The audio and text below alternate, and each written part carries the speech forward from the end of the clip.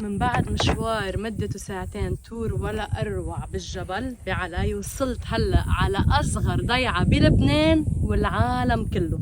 هيدي الضيعة اسمها كليلة، احفظوا هيدا الاسم كتير منيح، وكل الشعب اللبناني لازم يزور هيدي الضيعة. يعني أنا اليوم متفاجئة أصلا إنه عنا أصغر ضيعة بكل لبنان. هالضيعة ساكن فيها ما بين 18 ل 23 شخص، فيها 7 بيوت بس، وكنيسة صغيرة كل أحد بيعملوا فيها قداس. حتى في كتير أوقات بيجي عليها سواح ووفود أجنبية، وتخيلوا نحن اللبنانيين ما معنا خبر إنه عنا أصغر ضيعة بالعالم كله. ليكم أجملها، ليكم الزيتون فيها، ليكم شجر الصنوبر.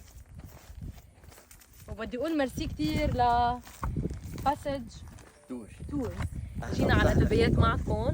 مشوار ولا أروع، شفنا جمال لبنان، جمال علي، جمال الجبل.